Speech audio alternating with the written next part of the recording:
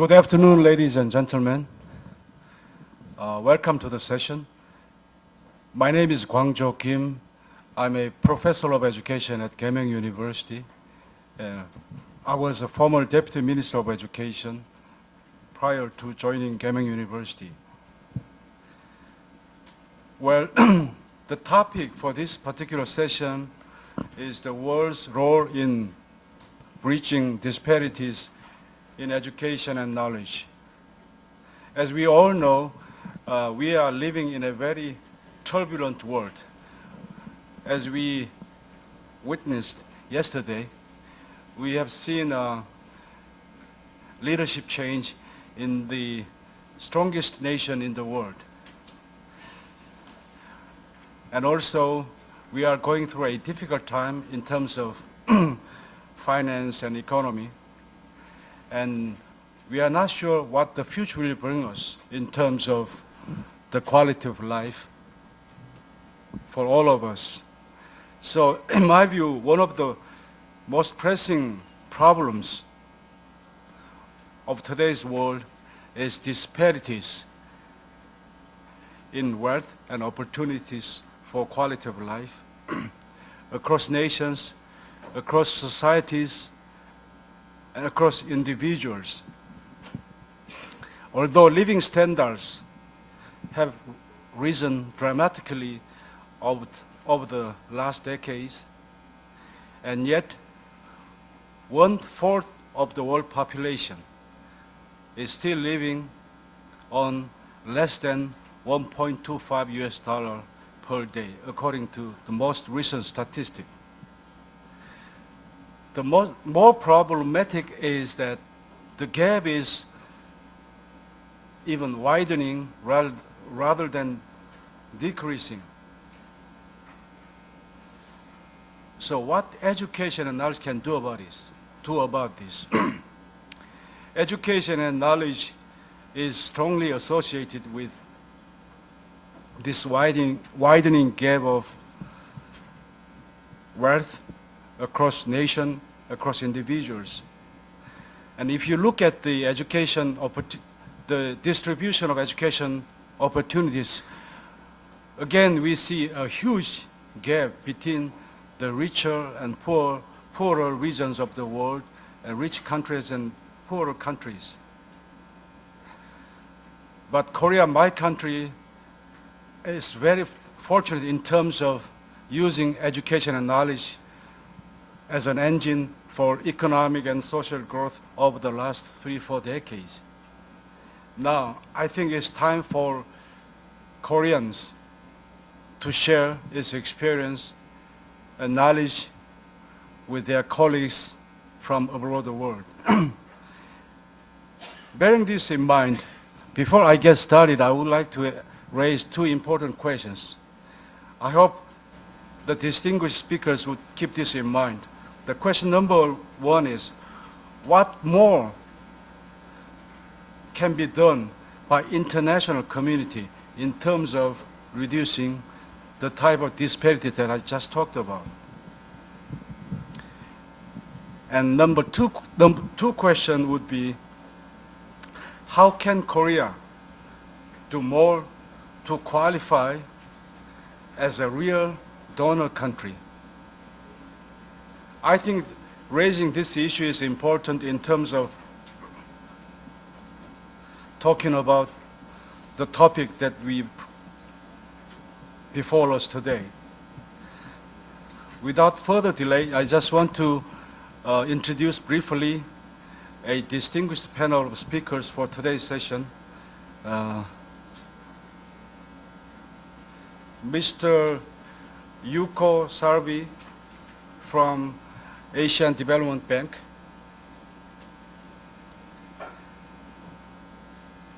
Professor Gi-seok Kim from Seoul National University, and Ms.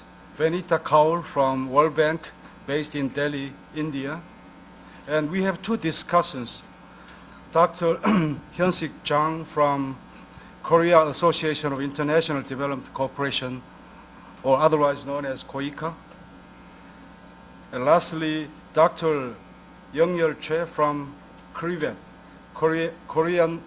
Research Institute for Vocational Education and Reform. Actually, Korea is one of the hosting organizations for this Global HR Forum. Now, I want to give each and every speaker a few minutes to say hello to the audience. Mr. Sabi, would you go first?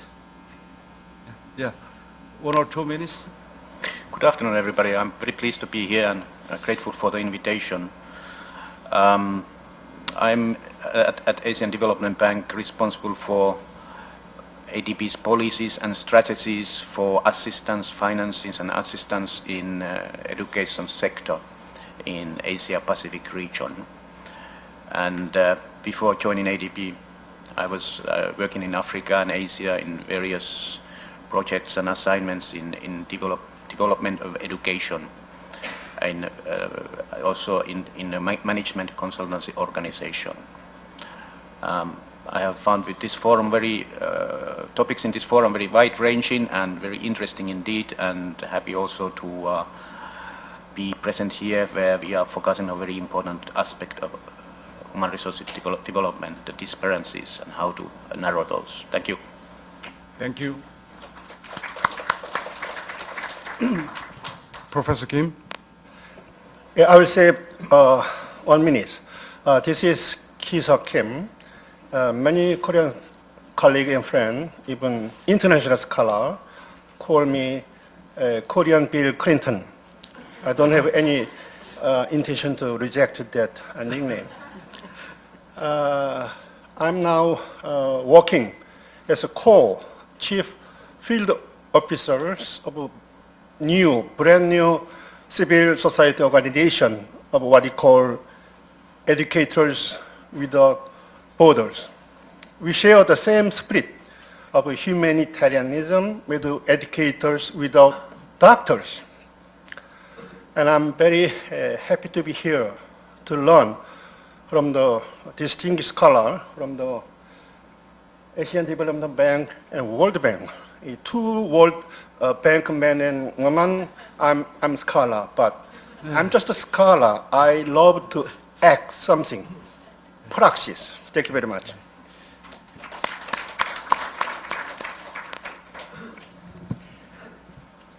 I think for the World Bank and the ADB, it's a privilege to have a scholar between us. Let me introduce myself. I'm Vinita Kaul. As I think it was already mentioned, I am a senior education specialist with the World Bank. I've been there for the last 10 years, based in Delhi, in the India country office, working in the South Asian region, in Maldives, Sri Lanka, Bangladesh, and India, of course. I have been working for the last 10 years in the bank, leading some education projects in the area of basic education, early childhood education, and of late now I am also involved in some other new areas of bank's engagement in education in India. Prior to my joining the bank for last 20 years, I was with the National Council of Educational Research and Training in India as a professor and head of the Department of Elementary Education. That is my introduction, and I would like to take this opportunity to thank the organizers of this very stimulating Global Development Forum for having invited me here and given me this opportunity to speak today and to listen to such scholarly people who have all been participating in this forum. We look forward to further engagement with you. Dr. Zhang. Good afternoon, everyone. My name is Dr. Zhang, working at KOICA.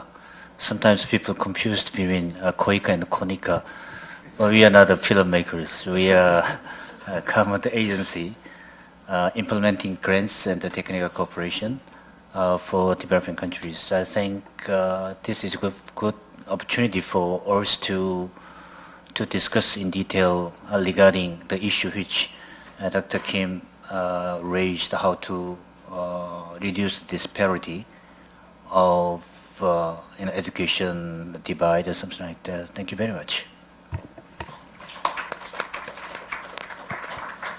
Okay, good afternoon. My name is Young-Yeol Choi. I work for CRIBET. CRIBET is the Research Institute for Vocational Education and Training. As a panel, I have limited time compared to the speakers, so I say a little bit shorter than speakers.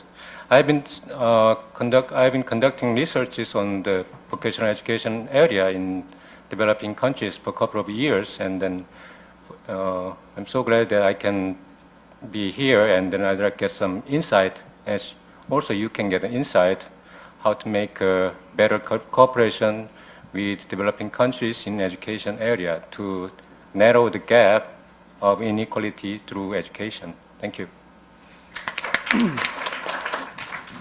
Thank you, speakers and discussants, for good introduction. Now, before we begin the first presentation, let me tell you about the time management.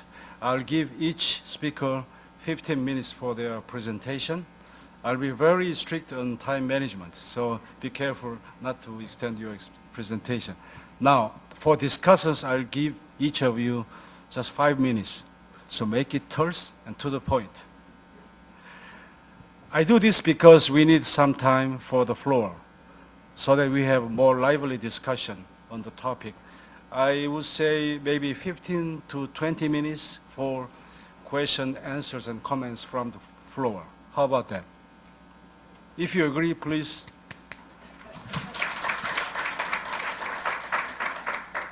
Now, let me invite our first speaker, Mr. Salvi.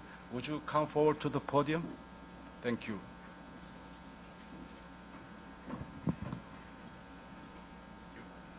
Thank you very much, Mr. Chairman. I'd like to start with just with a few words about ADB and our assistance in education. Education sector is one of the priority sectors in our long-term strategic framework.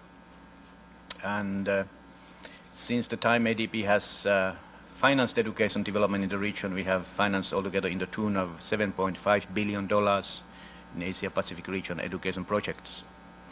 Our annual financing volume is about 500-600 million every year in recent times. In recent years, 60% of the financing has gone to the basic education, but in a very recent years, year or two, this has evolved a lot in terms of increasing financing, skills development and technical education, vocational training, and increasingly also for higher education.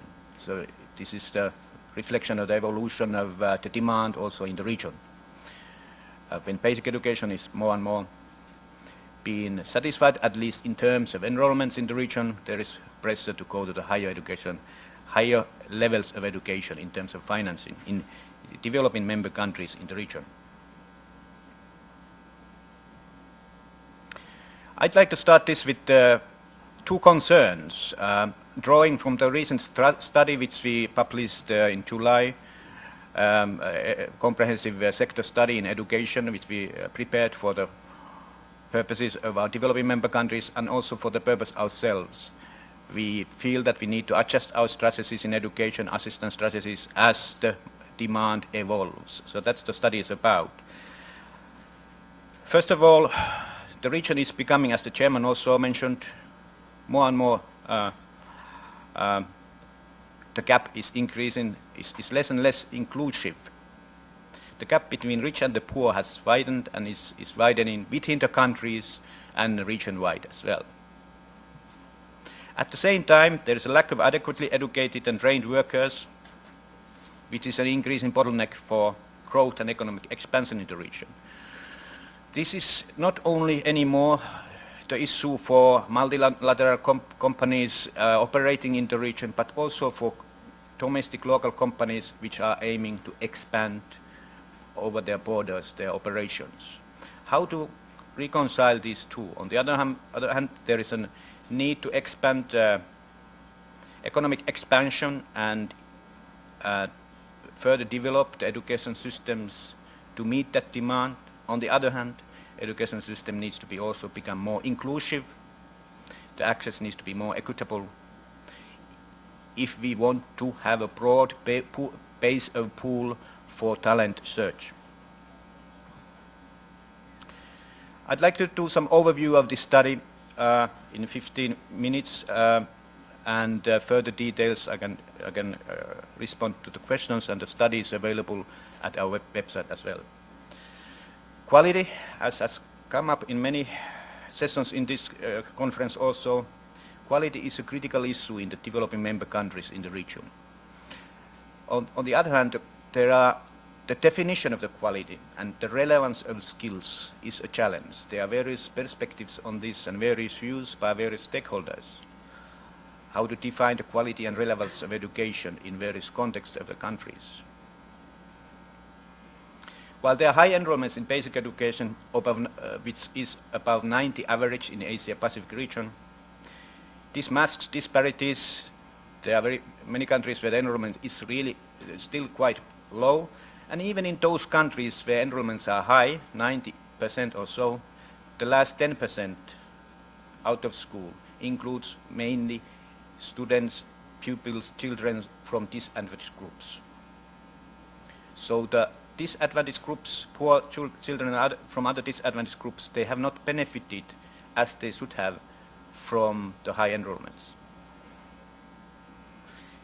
Secondly, the challenge at the same time is to expand the system to include universal secondary education in the developing member countries in this region. Basic education, expansion of basic education towards universal secondary education, which is a structural issue. It's a quality issue, but it's a sector structural issue and quite challenging in many developing countries. At the same time, concurrently, demand for technical vocational education, skills development, and higher education is rapidly increasing. Here, we estimate that, for instance, for higher education, the demand will double in the next 5 years and triple in the next 10 years, and this is a conservative estimate, minimum. How to avoid in these higher levels of education the same risks and the same consequences which happened in basic education in the region, meaning too much attention may have been given to enrollments instead of also balancing with quality. When there is a rapid pressure for expansion, quantitative expansion of the education system at the higher levels, how to ensure that that happens without undermining the quality, how to ensure that that happens without undermining equitable access. Also, balancing between these subsectors concurrently is a challenging task. How to prioritize various priorities between these sectors vis-a-vis the development and social development needs, economic and social development needs of the country. This balancing depends depends on the level of economic development country is at given time, and this balancing needs to be also evolving when the country evolves to a higher development level.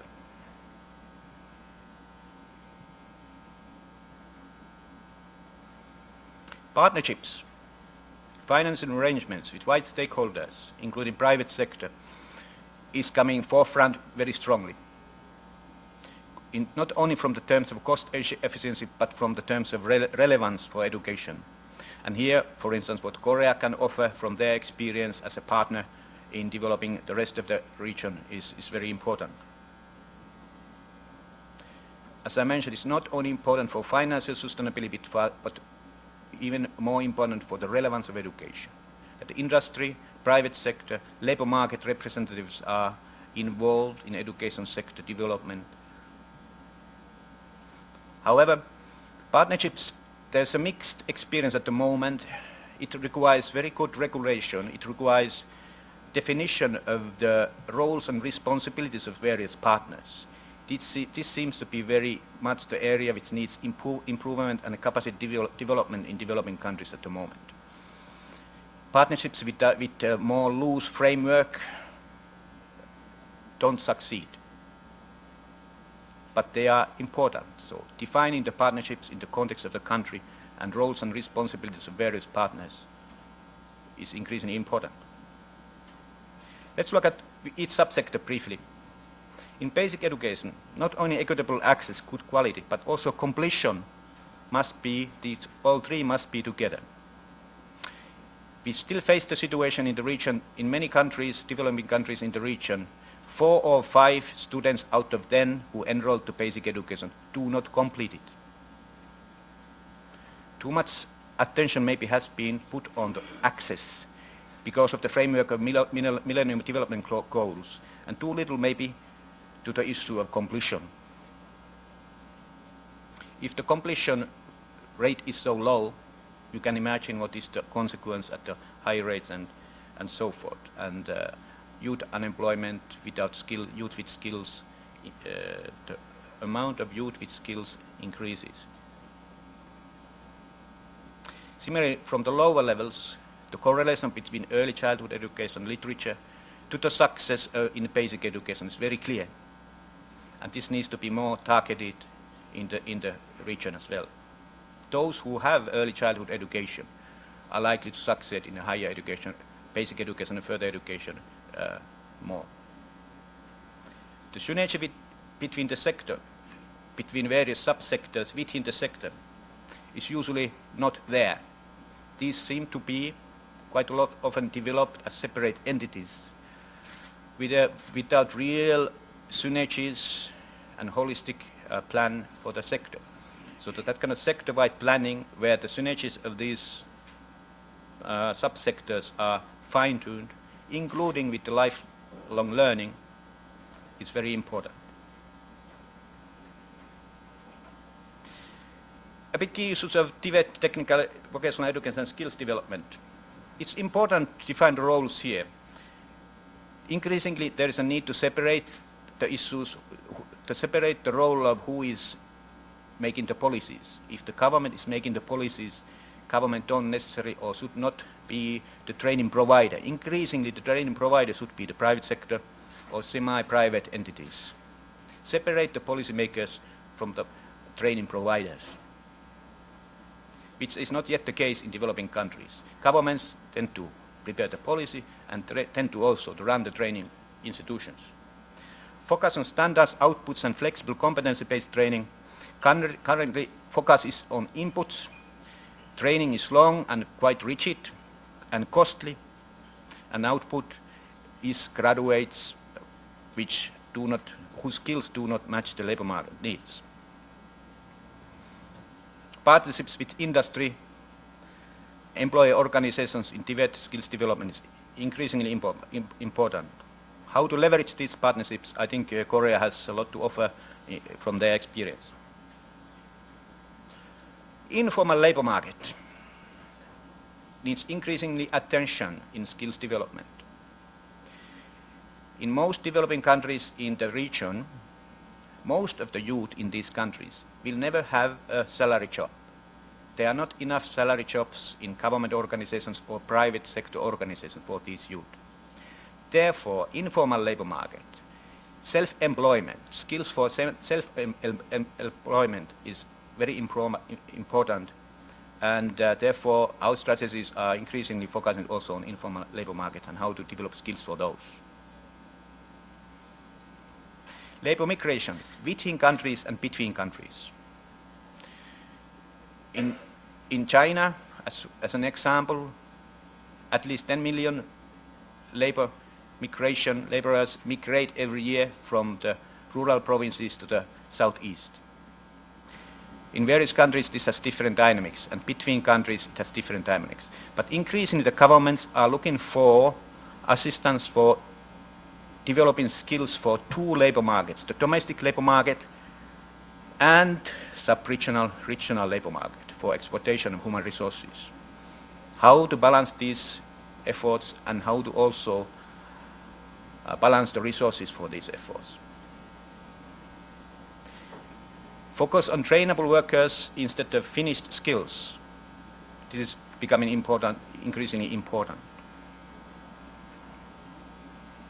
And in our experience, the routes for skills development, there are various potential routes in a country context. However, only a small amount of those routes are actually used for the training. So the wider utilization of all potential routes for skills development is needed. A bit about higher education as well. Cost sharing in higher education can be potentially political dynamite in many countries cost sharing is a sensitive issue in many ways. Often cost sharing, sometimes cost sharing and financing mechanism for higher education in a country do undermine actually the access, increasing access, quality, because they are driven more by the political considerations, these decisions of financing and cost sharing, than the actual efficiency of them. So appropriate cost sharing and financing mechanisms really do increase equitable access. They also increase potential of improving education quality, and they of course increase the sustainability of the system. So we want to emphasize the broader perspective of cost sharing and financing mechanisms and their potential, not only from the financing perspective itself.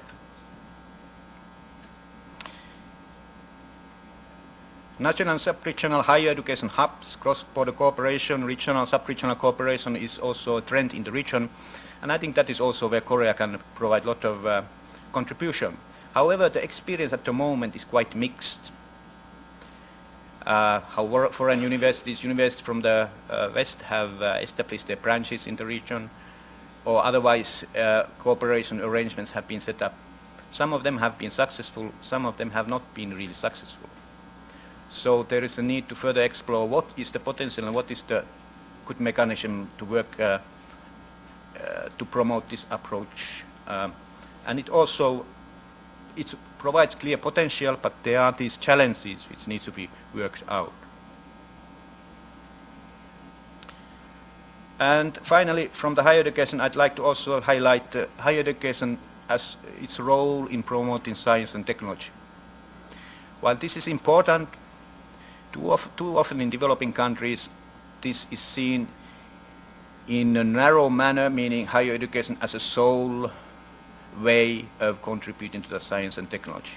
While science and technology, in our view, is an outcome of inputs from several sectors, and how to map out what is the role of higher education and contribution and share of contribution in that broader development perspective, and what is the role of the other sectors to cost efficiently promote indigenous science and technology in a country. This requires further thought. Finally, I just provide few slides about our recent assistance. As I mentioned, we started from 70, and these are the latest trends in terms of subsector-wide. Basic education in recent years has got the biggest share of our financing. However, in recent years, skills development, higher education is increasingly coming into our portfolio as a major areas. And in the sub-region, Southeast Asia are the biggest areas in our financing portfolio. Thank you, Mr. Chairman.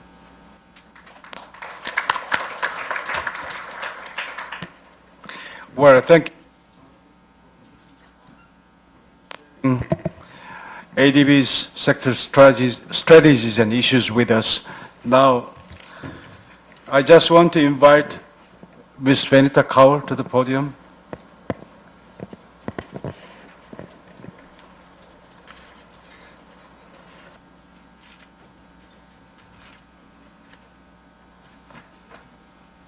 Thank you very much. I think Dr. Salvi's presentation has given a very good backdrop to what I'm going to be presenting. What I would present today in the context of development aid, he described the issues across the education sector from early childhood to higher education very distinctly. And the World Bank is also attempting to address the sector as a whole through its projects or its lending that it is doing in the various countries. In that context, I would like to focus in my presentation on one important aspect largely, which is that it is not only the financial assistance that is coming to the countries that is making a difference. But there is much more to that funding than just financial assistance. And what is the additional value that is added through external funding or funding by development partners? That is what I'm going to be focusing on in my presentation. So basically, I will be talking about global development, role of education and international commitments very, very briefly because it has already been discussed a lot here. Then I will just tell the story of India in 1990s and 2000s in the context of development aid and how the whole role of development aid has changed from the previous decade to this decade. What has been the progress over the decade and what are the remaining challenges and lessons learned. I'll just skip this. Basically, as has been said right through in most sessions, global development, we are talking about today the need for global development and the important role that education can play in order to develop the necessary skills and be able to provide the kind of a responsiveness to the market needs to be able to meet demands globally across the world. For this, education becomes very important, and there's enough research today globally to show that basic education, the returns to investment in basic education are very significant in terms of accumulation of human capital. But as Dr. Salvi also said, it is not only a question of enrollment. The returns become much more higher, much more significant if basic education is started at the right age, which means net enrollment. The net enrollment figures have to be right. That is a very significant indicator. If the system efficiency is high, he mentioned how every fourth child is dropping out. The number of years that a child takes to complete primary education, that is a primary completion rate, and the system quality needs to be good. That means that the learning outputs from the system should be of a satisfactory quality, both in terms of cognitive and non-cognitive skills. So these three indicators are very important. I'll just rush through three slides which show you the global scene with respect to these two of these indicators for which data is available. This is from the Unesco report, Global Monitoring Report. The main point that I will not focus on this because of shortage of time, the main point that comes through is that the regions of concern that remain with respect to net enrollment rates are the Sub-Saharan Africa region and the South Asian region, and in which it is not only the question of not enough children enrolling, but also the issue of gender disparity, where girls are lagging behind boys. And also in terms of primary school completion rates, if you see, you find that it is basically the culprits are Sub-Saharan Africa and South Asia, which are bringing down the parameters for the global status. And if you see the proportion of countries that UNESCO has mapped out on terms of the possibility of their meeting primary education targets, again, it is the same two regions, South Asia and Sub-Saharan Africa. Sub-Saharan Africa is perhaps a little worse off than South Asia. Now, it is in this context that it becomes very important to address the gaps, what should I say, the deprivation that is there in these regions globally to be able to ensure global standards. And that is, once this exercise was done in 1990, as you all must be already aware, in Jomtien, where the UNESCO initiated this whole process of education for all, and this was later confirmed in Dhaka in 2000, where two major parameters were identified for tracking to ensure basic education of adequate quality. One was early childhood care and education, and the other was universal access and primary education of good quality. And secondly, the Millennium Development Goals, which were again agreed upon in 2000 and reiterated in 2008. All these, both these initiatives there were many countries internationally were signatories to these initiatives, where they committed to achieving universal primary education and promoting gender equity and empowerment of women. These were the Millennium Development Goals related to education. So as an outcome of this international commitment to ensure that all regions of the world come up at par and there is no more further disparity, there was a spurt in external assistance to education coming in from 1990s, early 1990s, and that is where I used the India case study as an example of how the assistance that came in not only helped in terms of the financial support that it gave to the countries, but also in terms of the outcomes that came out of this, the innovations that came out of this effort. Just to give you a backdrop on India, India has, as you all perhaps must be knowing, many of you would have visited India. India is an extremely large country with 28 provinces and 7 union territories, and the diversity comes through very clearly in India, the complexity of India, that it has 15 official languages in addition to several dialects. India's population is over 1 billion. It's almost 20% of the world's population is in India. Its economy has been growing at 7 to 8% growth rate. Of course, at the moment it will be retarded due to the global financial crisis. But the contradiction is there that on the one hand, the economy is going at 7 to 8% growth rate. On the other hand, 1/3 of the world's poor are still in India. So there is huge diversity and gap. Overall literacy rate is 61%, but female literacy is only 47.8%. And therefore, there is huge diversity in education outputs and outcomes, both spatially and across social categories. But yet, over the last 2 decades, there has been significant progress. And how? If you see these graphs, you would see, I will again just give you a very brief account of this. This is a comparison of the total primary school completion rates from 1986-87 to 95-96 and then to 2004-05. And as you can see, there is an upward trend right through.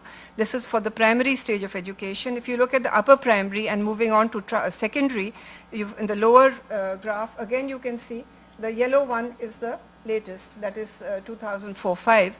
You can see the steady progress. Of course, if you look at the secondary enrollments, you will find that the primary completion, you will find it is not even 40%. Now, the progress has been very steady and consistent right through. So what has been the story of this progress across the 2 decades, and where has development aid come into it? As I was mentioning earlier, that post-Jomtien, a lot of external aid came into the country through the World Bank, through DFID, through the European Commission, and through the Royal Embassy of Netherlands. And each of these agencies came up with their own respective projects. In some cases there was collaboration, in some there were individual projects, and there was parallel financing with 80% of the funding. This is important, that 80% of the funding was from the development partners and only 20% for these projects was from the government. And what happened? As a result of these projects, we had some very innovative projects. As a result of this funding, we had some very innovative projects like Lok Jumbish, which was in one particular province, which introduced the whole concept of micro-planning and school mapping in a decentralized mode. We had a project called Shiksha Karmi, which brought in the concept of para-teachers, because getting teachers to go to the remote areas was a major problem. One, because they were not willing to go to remote areas, the qualified teachers, and two, because in those remote areas, the children who were in the schools had very often different languages, different culture, and they were not able to identify or relate to the teachers who came from outside. So it was more of a problem of identification as well. So this was introducing the concept of community teachers. A very major initiative that came as a result of collaboration of these partners was also the district primary education program, which was a much more collaborative effort, under which 7 major projects went through the last 10 years of the 90s. These projects were again it was not intended to be universal coverage. They were concentrated on different states. The important thing here was 2 things to be remembered. One is, as I said, that 80% of the funding was from the development partners, only 20% from the government. And the second thing was that each of the development partners had their own disbursement procedures, their own parallel priorities, and their own mechanisms, excepting for the supervision process, which was kind of coordinated, but also led by the development partners. Now, how did this parallel development aid really add value in the 1990s? Most of if you think in terms of the major thrust of this 10 years effort, it was in terms of introducing a lot of innovations and contextualization. Prior to the 1990s, there were a lot of schemes that the Government of India had initiated for basic education, but they were very centralized, centrally controlled, and very, very standardized. This brought in a lot of innovation into the whole process. Mainly primary education itself, which was a very neglected area in the government in terms of priorities, came center stage not only in politically or in terms of the government, but even socially. More media coverages came in because of the intervention from external partners. Girls' education became a priority. Decentralized planning got introduced as a result of this. Curricular innovations. Prior to this, these 1990s, the textbooks in India for even primary schools were written by subject experts, professors in universities. They used to write them, and they were very dense in terms of text and content. And the whole process of introducing teachers as the main writers of textbooks and making the textbooks much more child-friendly came in as a kind of a revolution around this time. Training methods became more participatory. More innovative approaches came in terms of alternative approaches to providing access to schooling to children who were in very disadvantaged situations, for whom the usual norms did not apply. And it was also realized that a one-shot training for teachers is never enough, and they need to have continuous support on-site near the school situation, and therefore decentralized academic resource structures came up. So this was in the 1990s. In the year 2000, 2002, the Government of India started its own program because primary education became so central to the whole agenda, and it was realized that the parameters were still very, very unsatisfactory. So the Government of India came up with its flagship program called Sarv Shiksha Abhiyan, or Education for All, which was also in support of the constitutional amendment that was made to make elementary education a fundamental right for every child. And therefore it became a duty of the government to provide elementary education to every child. And for the first time, targets were set. Previously, there had been no targets and the projects were just continuing. Very specific targets were set in order to be able to achieve those parameters on which the program was going to be monitored. This is a program, Sarv Shiksha Abhiyan, which is currently being implemented, where World Bank has come in for a second phase of support in 2008, but I will be talking about the previous 10 years. The program is, unlike the district primary education programs, this is universal. It covers the entire country. In 2002, when the program started, there were still 160 million children. There were 160 million children enrolled, and 25 million children were still out of school. There were wide disparities when this happened, and as a result of that, the challenge was tremendous. The most important thing that happened at this time was that the allocations to elementary education by the government were really stepped up. As a result, coming back to the point I was making earlier, under this phase of support, the development partner support became only 10%, and 90% was that of the Government of India's. And this is just a profile of the development partner support. What was the difference in what was the departure in the way the development aid was provided to the government? One, the whole effort moved from a ring-fenced approach, which was to a project approach, to a sector-wide approach in terms of the Paris Declaration, with a lot of harmonization and collaboration among the development partners, so that the development partners' share was one slice of the total cake of the funding that was going into the program. As I said, just 10%. It moved from supporting, earlier the district primary education programs were called bank projects or DFID projects, but now this was a Government of India program which was being supported by the development partners, so it was the whole issue of ownership moving to the government. I've already talked about the 10%.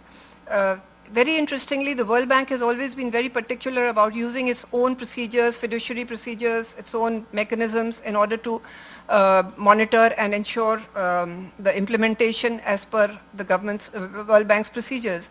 But here, following a sector-wide approach, there was a total shift from the bank's procedures to Government of India's procedures. There was a total acceptance of the government's procedures, there was an appraisal of the government's procedures, and the effort was more towards more sustainable and stable reform by strengthening the government procedures rather than imposing our own procedures. And of course, I've talked about how the whole approach initially in the previous decade, each partner had its own procedures and mechanisms for disbursement and implementation.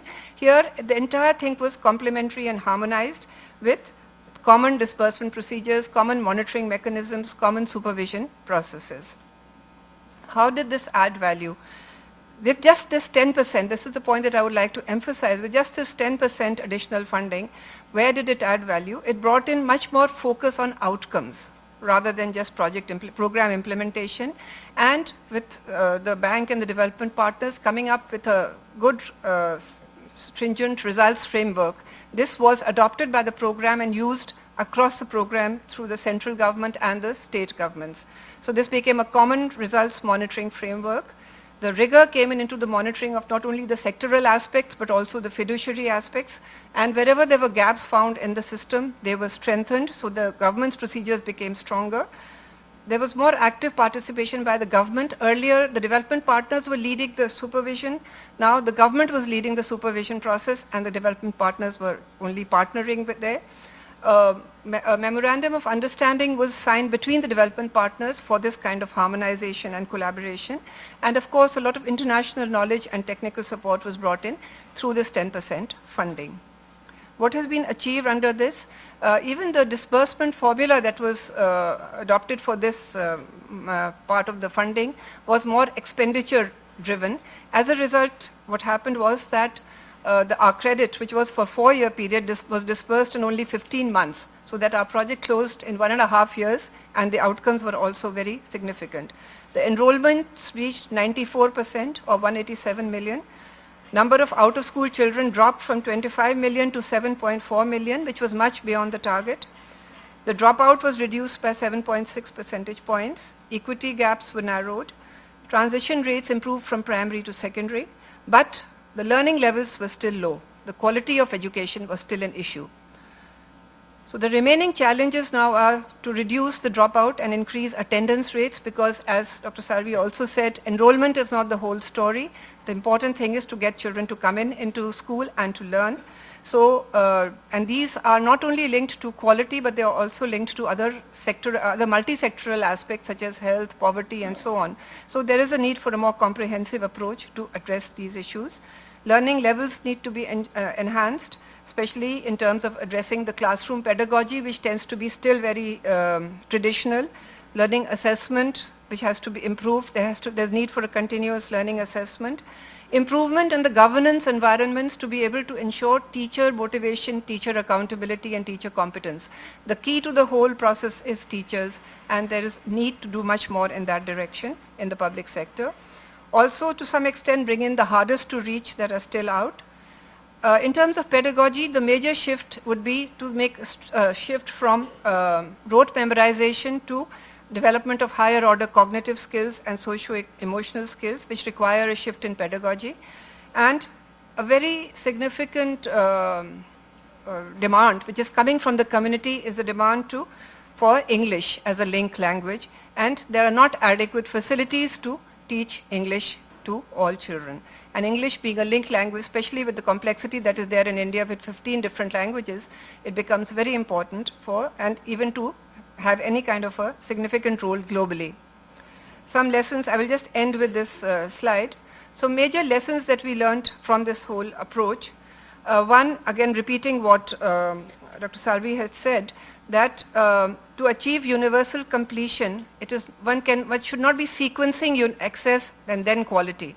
One of the mistakes perhaps that was made in this whole process of 2 decades was to think that first let's open schools and then worry about quality. Let's open schools and get children in and then worry about quality. Whereas it was realized that access without quality is meaningless. And in order to have attendance, in order to have participation of children, quality is basic. So the two need to go hand in hand.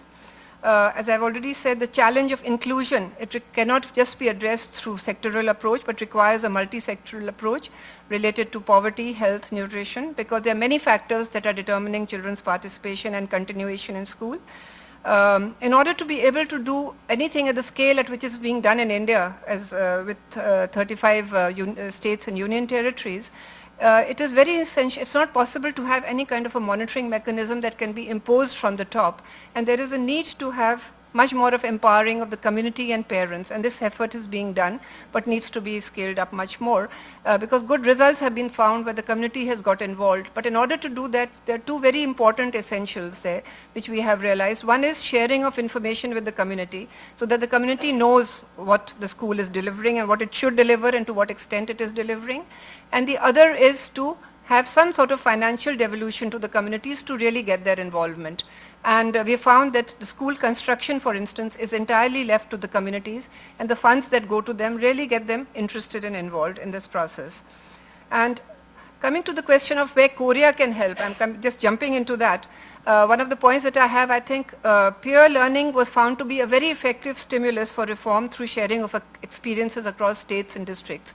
This kind of a centrally sponsored program provided a forum for all the states and districts to come together and share with each other whatever they were doing. And we found that to be a very exciting and a very effective mechanism for learning. Now, same thing, if Korea has made such astounding progress. The first question I asked one of the Korean friends I met day before yesterday was, how did Korea do it and how can India do it? So I think that is a question that Korea needs to share, and there should be such forum where there can be more opportunities for different countries to share how they've been able to make the difference. And last of all, the harmonization among the development partners was very, very effective. There was a common focus, common procedures, a very well coordinated approach. But how was this possible? There are many countries where the development partners come together, but it only ends in chaos. In here it was possible because, one, there were limited number of development partners, and two, because the government was in the driving seat. The government was leading and the development partners were supporting. So that is something that is very important. I'll just leave these for the time being. Thank you. Just one last, I would say, the current areas of World Bank support in India. Now we are into the second phase of our support to the Sarv Shiksha Abhiyan program. And we are also trying to support the government's efforts towards both upward and downward linkages. Downward, in terms of early childhood care and education, there is already a program in the Government of India across the country called the Integrated Child Development Services. I was surprised that in Korea there's no public initiative for early childhood education, but in India there is, but the quality is very poor. So we are supporting that through a quality improvement program. Government of India is moving into secondary education now. We are in dialogue with the Government of India they're trying to frame their own program, and then we will come in to support that. We are already into supporting a vocational education program where we are supporting 500 technical training institutions and trying to make their curriculum, the design and delivery of training much more labor market responsive. And we've already done about 3 projects in higher technical education, which was basically to engaging the strengthening of the professional technical institutions, where it's a very interesting design where they have come in on a competitive basis to make proposals for their own strengthening and development, involving a lot of self-introspection. And against that competitive process, funding has been provided to these institutions. So in a way, we are trying to now address the entire sector. Thank you very much.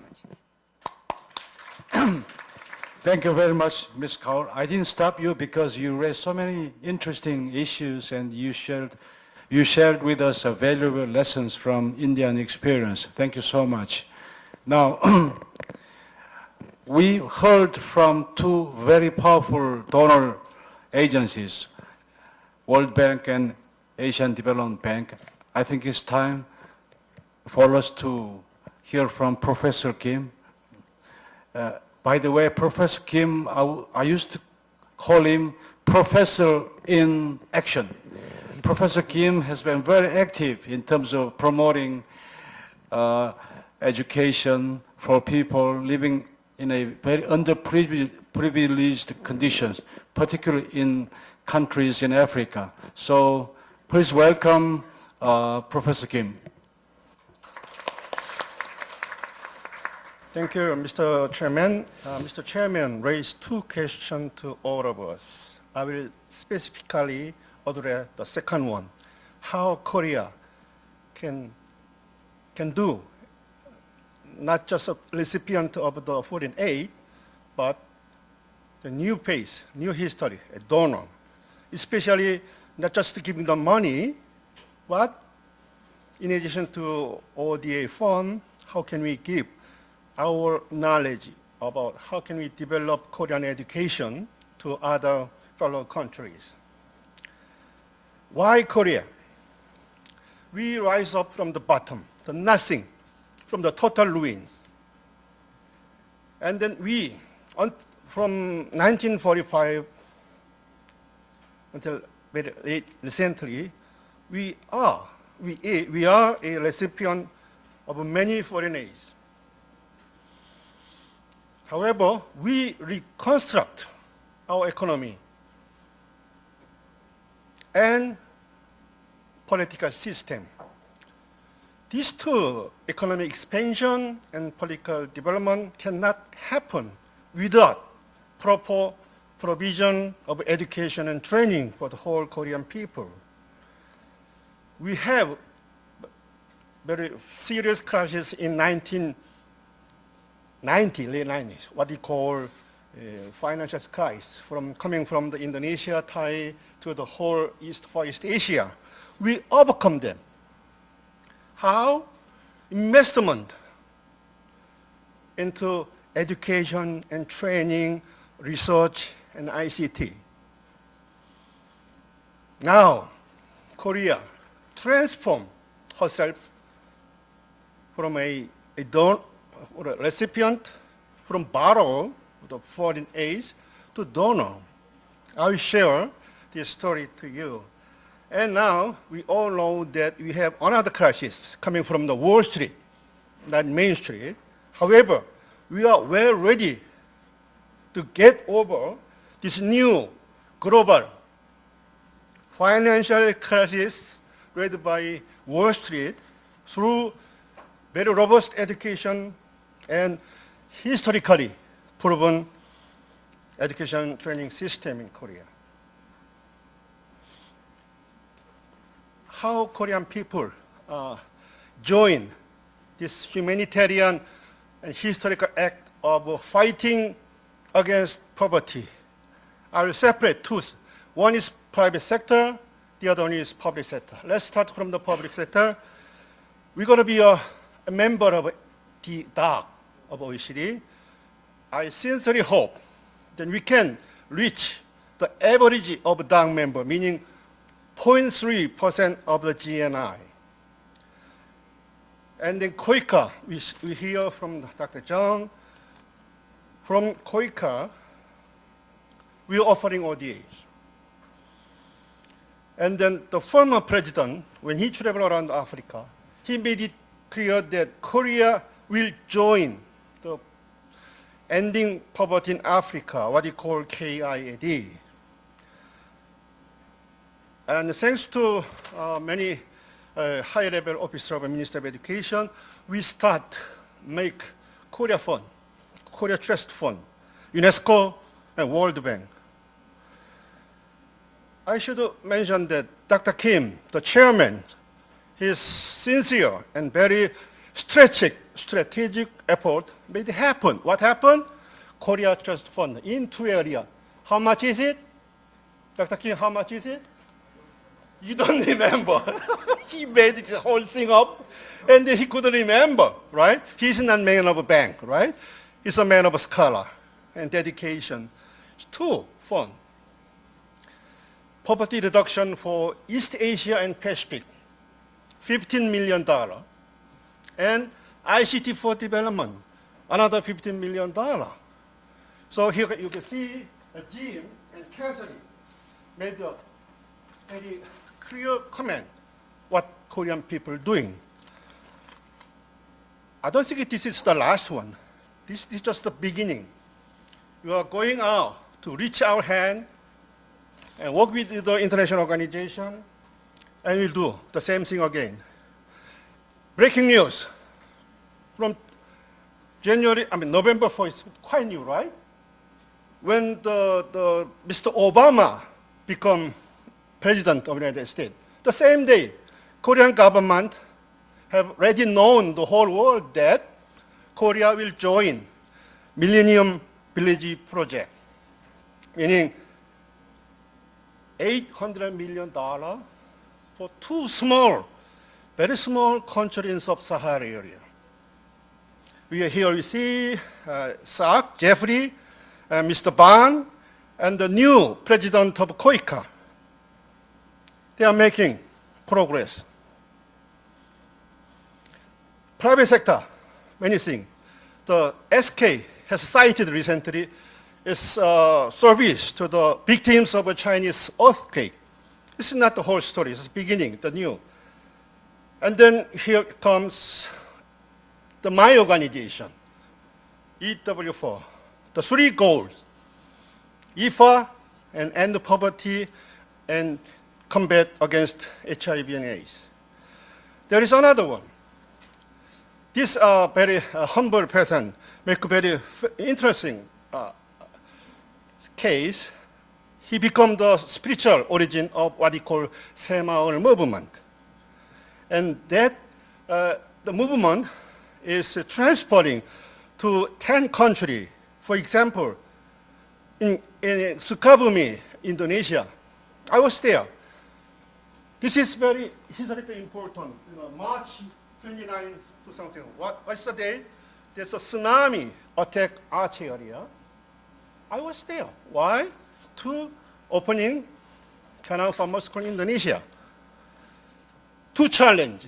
Okay, is Korea really successful case? We should address that. The second one, can anybody transport or transplant Korean experience to other ones? I will skip the Korean education very well because this is a summary. Quantitatively, you may not imagine. I made up a word, TEFA. When UNESCO made up IFA, it means elementary education for all. The second goal of MDG is still elementary for education for all. But in Korea, tertiary education for all. Quality is good. The point, the problem, government pay a very little money, and many money come from private sector, parent. I will skip this whole thing because I will get it's an opportunity. It's a PISA record, okay, and the index of the SNU's undergrad program.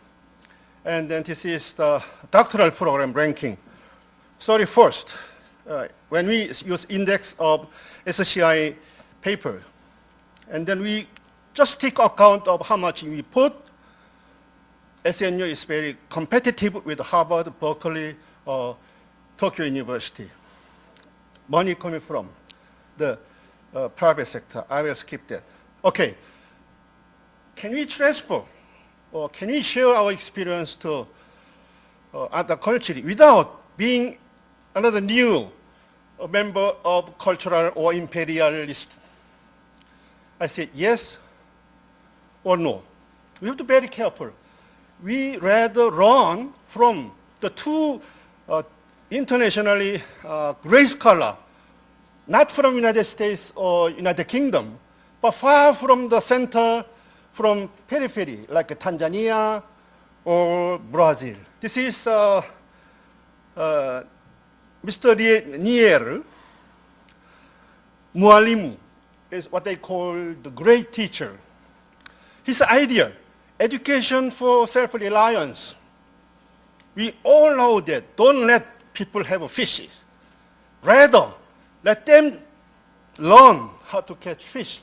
It's exactly the same idea of education self-reliance. Or, to use a contemporary term, we can say not education, capacity building. We can learn from this idea. And the other one is Paulo Freire, the dialogue. There is no imposition from top and bottom. Then, like this, it happened. I was there, Ouagadougou, Burkina Faso. This young girl is actually my granddaughter. I adopted, educationally adopted. Someday I'll bring her to Korea, I get a bachelor degree, and ask her to go back home and fight against poverty, fight against HIV and AIDS. This is what I'm call educational adaptation. There's no way of a brain drain. There's only way is brain home to get back there, to mobilize people using Jack Welch's word, mobilize and execute to the well-being of the people. Thank you very much. Thank you, Professor Kim. I did not answer to your question because I do know the figures, but it's too small to publicize. Well, thank you very much for sharing your experience as well as raising the key question or issue. I'm wondering myself if Korea is the successful case. I think this is an issue that we need to investigate. Anyhow, it's time for us to get some comments before we open up the discussion for the floor. We have two discussants. Who would you like to go first? Dr. Zhang, would you go first? I would make it very short. 5 minutes. Thank you. Thank you very much, Mr. Chair. My time to assign to me is 5 minutes, so I'd like to speed up my saying. And frankly speaking, I enjoyed 3 presentations from distinguished scholars and administrators like that. I am also from COICA, is bilateral agencies. So 2 presenters from point of multilateral bankers' point of view, but I am from bilateral agencies, so I'd like to talk about Korea's case, how we can support the disparity of the people in education sectors like that. First of all, I am with Mr. Savi's viewpoint that he raised many issues and the challenges in Asia-Pacific regions, especially in education sectors. And also, I agree with him that education reform is necessary to tackle that kind of thing. Meanwhile, the presentations by Dr. Kao clearly demonstrated the successful case of India, and also she introduced many innovative projects in India last 30 years. And what's interesting to me from her presentation is that the value added for development aid is innovation and the contextualizations. I'm also working in aid agencies. I always keep in mind that kind of thing when we formulated the policies in this process like that. The last president, Professor Kim, I respect him very much because I know him very well. He's like a Jeffrey Sachs. He's not only educated, but also he's an action-oriented person. So we talk too much about how Korea share our experience with other countries, especially in Africa, how we can apply that kind of education experience, know-hows to other countries as well. As the Korean government is put a great emphasis on this kind of education because our development experience clearly indicate that human resources development through education play very important role in not only in escaping the vicious circle of poverty reduction, but also in achieving economic development in a short period of time. So we would like to combine that kind of education experience with our OD programs. But the point is how effectively we can link and what is the constraint of that kind of thing to other countries, because our experience, own experience, but we would like to take some kind of common factors so that we can apply to other countries very efficient manner. In case of Korean governments, we have a different strategy in level, like for example in primary school education. This is the main target of Millennium Development Goals, And we right now not only provide facility by building school, primary school of that, but also we train teachers and administrative workers, and also we provide the textbook and some kind of supplier, which is a basis for educations. But on the other hand, when we make this kind of policy, especially in the level of primary school, we close contact with recipient partners because we respect their local ownerships. As Mr. Cowell mentioned, that this is Paris declarations, harmonizations, and alignments like that. So we stick to them, and also we take into account gender equality and gender empowerment in the primary school systems like that.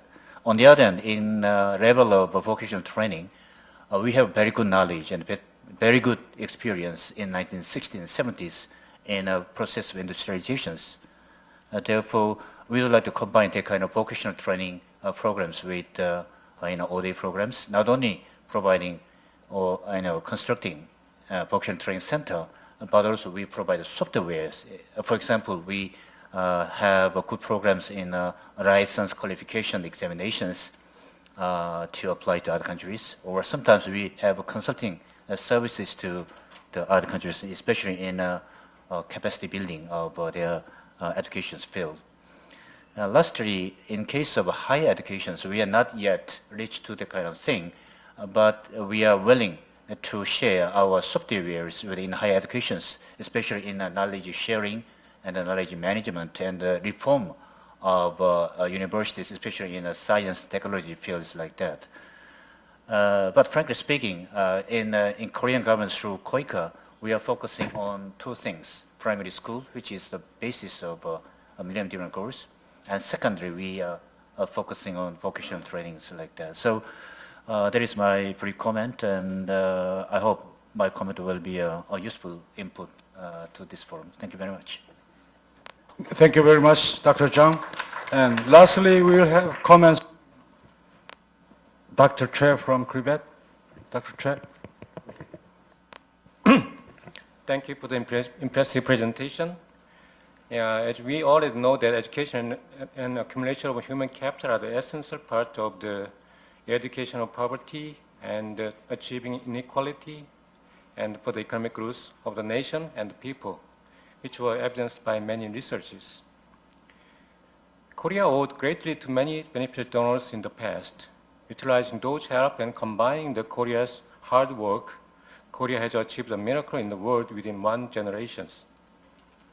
Nowadays, many developing countries come to Korea to learn Korea's developing experience in almost every area. Korea now in turn has a duty to help less developed countries in the world. In the education sector, Korea has collaborated with many developing nations in the construction of school, expert dispatch, provision of training, curriculum development, and education techniques utilizing ICT and many areas. The share of the education sector is around 15% of Korea's total ODA. I'd like to raise some issue or ask some question on the international cooperation in the education sector.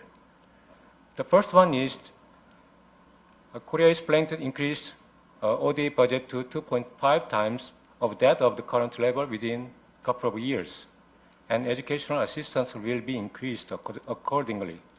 However, question is arising why Korea has spent so much amount of total ODA budget in education and has to continue invest on the educational cooperation with the less developed nations. With regard to these issues,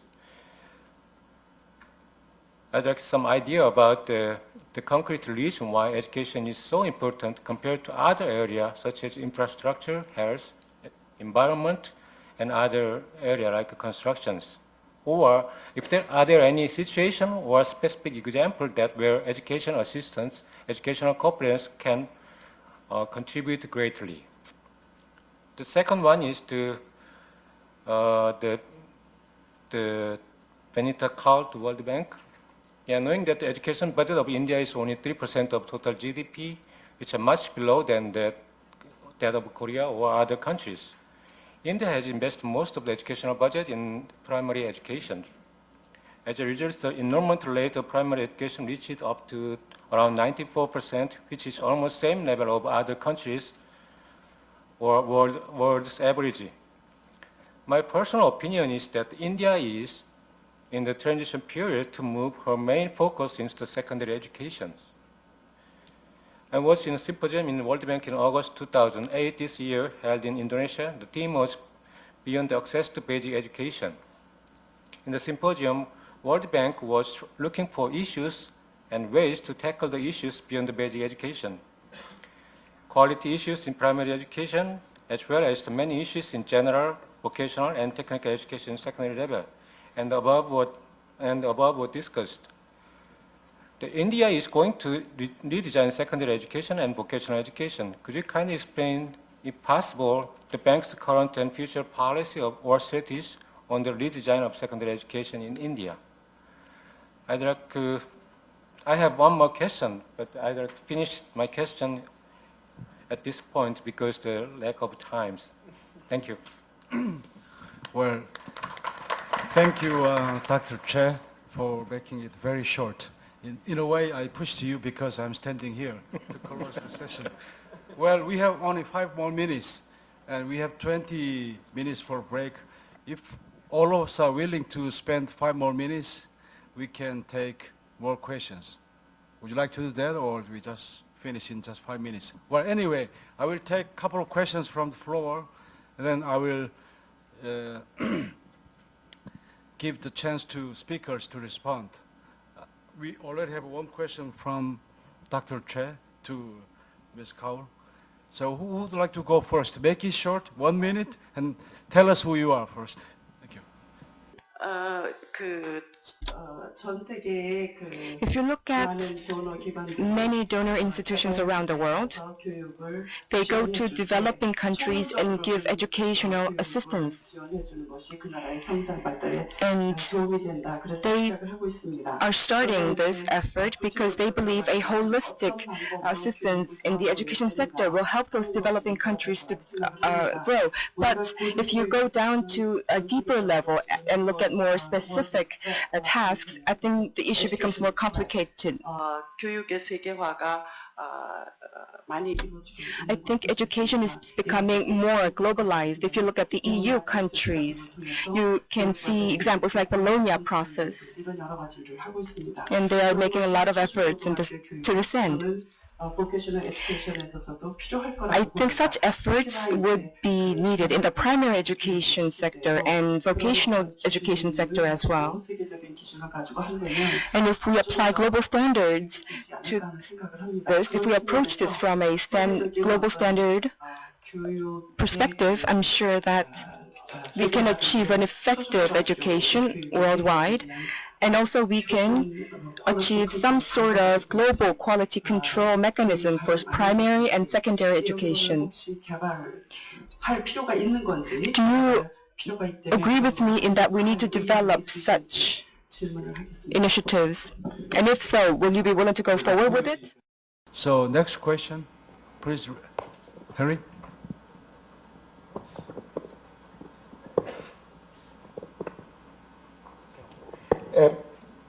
The question is, in the presentation from SNU, you made the point that Korea was able to maintain the education investments during the financial crisis and after, and it seems that before that, it was after the war, you were able to build up the education system.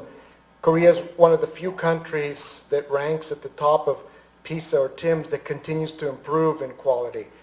Given this experience, perhaps the most recent, the financial crisis of '97, can you give us some insights as to how Korea maintained the education investments and is actually doing better after the crisis?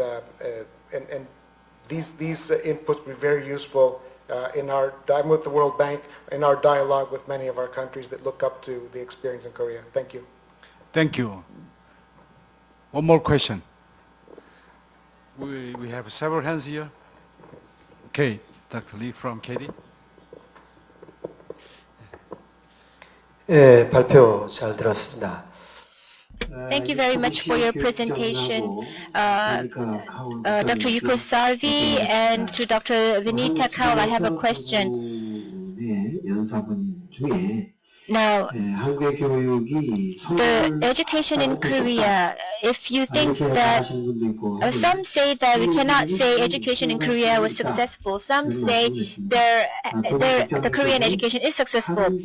What are your comments? Do you think if you think there is some elements of success in the Korean education, what would that be? In which area do you think Korean education has been successful? The efficacy of Korean education, very interesting. So I'll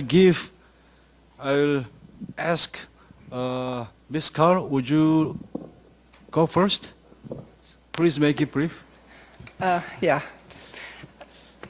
I'll just respond to 3 questions.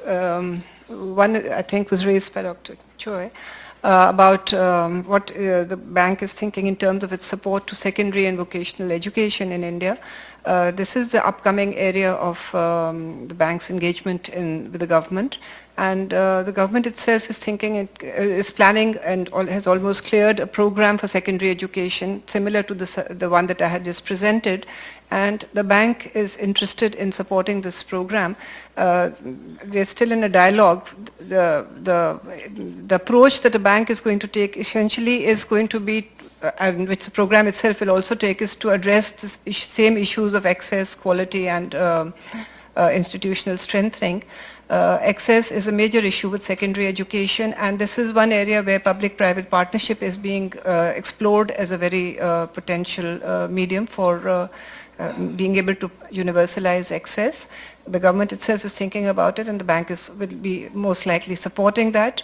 The second is the area of quality, where the issues of bringing in much more of curriculum reform, curriculum strengthening, particularly with respect to science and maths education, IT and ICT, and also examination reform, which is a major area, because the entire secondary curriculum and teaching is at the moment very driven by the examinations, which still continue to be very sort of promoting rote memorization. So the whole approach towards promotion of higher order mental skills. So that is something that is being approached, and institutional strengthening in terms of support.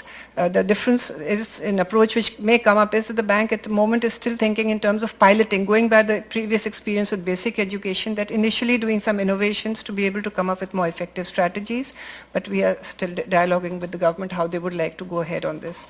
The second point about international assessment, this point about global standards, it's definitely to be only endorsed. There can be no two opinions on that given the current global concerns with education. And from the bank side, we are trying to engage our counterparts, the governments, to really participate in these international assessments that are already there, like PISA, PEARLS, TIMSS, which will help the government to also get some feedback on its own standards and provide an incentive for improvement. Which areas of Korean education, we only go by the parameters that are shared by Unesco, and I think basic education has made astounding leaps in Korea in the last few decades. So undoubtedly Korea is way ahead. I think when the baselines were similar, and now Korea has gone much ahead. So that is something that needs to be studied further in terms of how they have done it and how other countries can learn from it. Okay, thank you very much. Now, Professor Kim, would you like to briefly answer to Harry's question? You raised a very good question. Hardly I can answer satisfactorily. However, I wrote a paper concerning your questions. I'll give it later. But there are two things I should share with you. Is when we go back to particular case of a Seoul National University, it used two strategies. One is benchmarking top class of American university. When I say top, it depends on U.S. World and Report ranking. So top 5 and top 20. We have two benchmarks. And for example, physics department, anchor, some university of physics department and then they just learn the learning how the department, the lab, and say graduate student that lab. This what I call external approach is benchmarking and sending graduate student to the school and then learn from them, and then with that learning we start to restructure our university, how to operate the university administration and budgeting and on and on.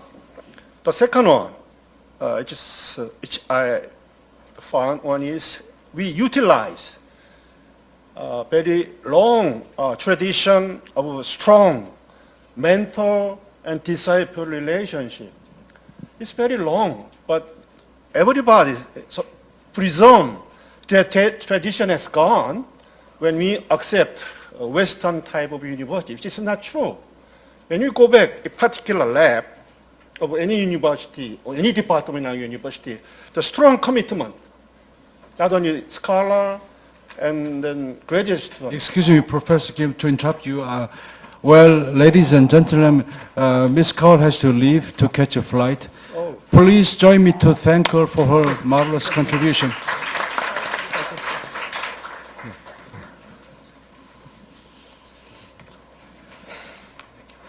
Say hello to So two things, the benchmarking and utilize its own intellectual tradition. Thank you. Thank you. Lastly, Mr. Sarbi. Yeah. Thank you, Mr. Chairman. I'd like to a bit add more on the issue of harmonization of standards of education. What are the realistic ways to do it? Obviously, one way to look at it is what are the opportunities of frameworks in sub-regional level first before trying to do it more widely. And in this regard, if you look at Asia-Pacific region, various sub-regions provide different potentials and challenges. I think Southeast Asia Ministries of Education framework, SEMIO, is one of the most, in my view, kind of coherent and most potential frameworks at the moment, where quality assurance and harmonization of education initiatives are being pursued. When we compare to South Asia and some other South Asia region and some other regions, this kind of more coherent economic cooperation framework between countries do not exist to that extent as in Southeast. Southeast Asian Ministries of Education organization is pursuing harmonization initiatives, especially in higher education at the moment. We are very interested to see how it evolves, and we can learn from those lessons. But what I want to emphasize that when there is that kind of more coherent economic cooperation between the countries in a certain sub-region, and also between the ministries of education and institutions in that sub-region, then the issues of harmonization, quality assurance can be also more realistically pursued. Thank you. Thank you, Mr. Sarbi. 야, 여러분 오래 기다리셨습니다. 이것으로 Ladies and gentlemen, thank you very much for your patience. We will conclude this session now, but before that, let us give another big round of applause to the speakers and the panelists. Thank you very much.